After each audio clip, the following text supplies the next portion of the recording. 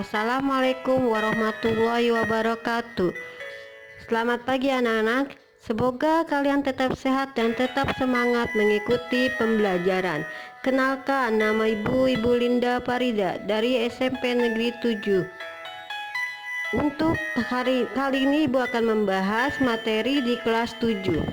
Sebelum memulai pembelajaran, marilah kita berdoa menurut agama masing-masing. Berdoa dimulai. Berdoa selesai. Untuk pertemuan kali ini kita akan membahas tentang kegiatan distribusi sebagai bentuk interaksi antar manusia dengan ruang. Kompetensi dasar yaitu memahami konsep interaksi antar manusia dengan ruang sehingga menghasilkan berbagai kegiatan ekonomi, yaitu produksi, distribusi, permintaan dan penawaran, dan interaksi antar ruang untuk keberlangsungan kehidupan ekonomi, sosial, dan budaya Indonesia.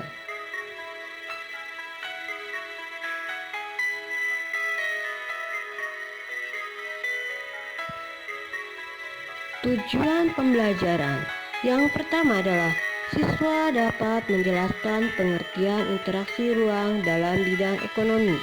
Kedua, siswa dapat menyebutkan pengertian distribusi. Dan ketiga, siswa dapat menyebutkan bentuk interaksi antar manusia dengan ruang dalam kegiatan distribusi.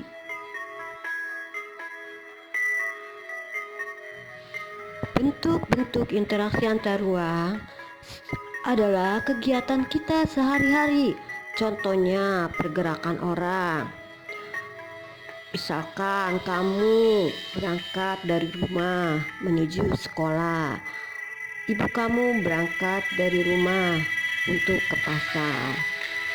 Pergerakan barang pun kita alami sehari-hari. Contohnya kita membeli suatu produk di toko ataupun warung. Nah, hasil produk itu berasal dari daerah lain.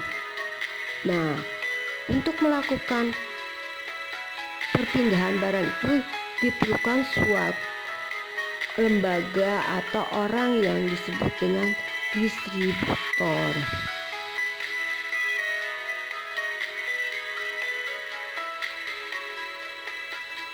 Interaksi antar ruang terbagi ke dalam 3 kategori. Yang pertama adalah mobilitas penduduk atau pergerakan penduduk. Yang kedua adalah komunikasi. Komunikasi adalah proses pertukaran informasi dari pemberi informasi dan penerima informasi. Yang ketiga adalah transportasi. Sama halnya dengan mobilitas penduduk, transportasi juga merupakan pergerakan. Tetapi di sini transportasi bukan saja pergerakan penduduk atau orang, tetapi juga pergerakan atau perpindahan barang dan jasa melalui jalur distribusi. Interaksi antar ruang adalah proses timbal balik yang terjadi antara satu ruang dengan ruang lain yang bisa berupa pergerakan seseorang, barang maupun informasi.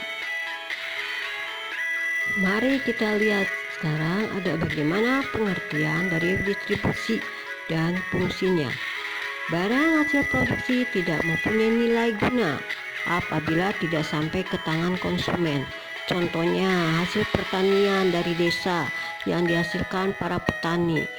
Bila tidak ada yang menyalurkan ke konsumen atau ke kota, maka hasil pertanian tersebut tidak mempunyai nilai guna. Inilah contohnya, amati gambar bagaimana terjadinya interaksi antar ruang dari petani, nelayan.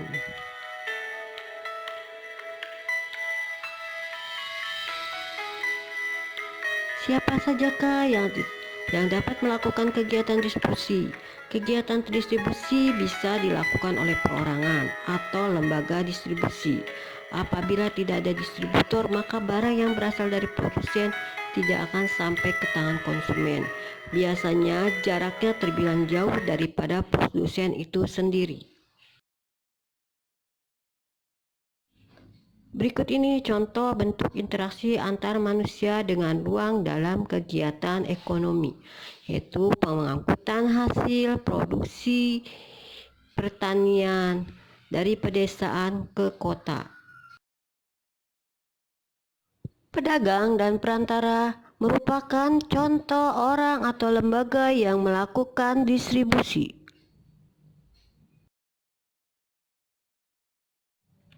Demikianlah pembelajaran hari ini telah selesai. Jangan lupa untuk mengerjakan tugas yang telah Ibu berikan.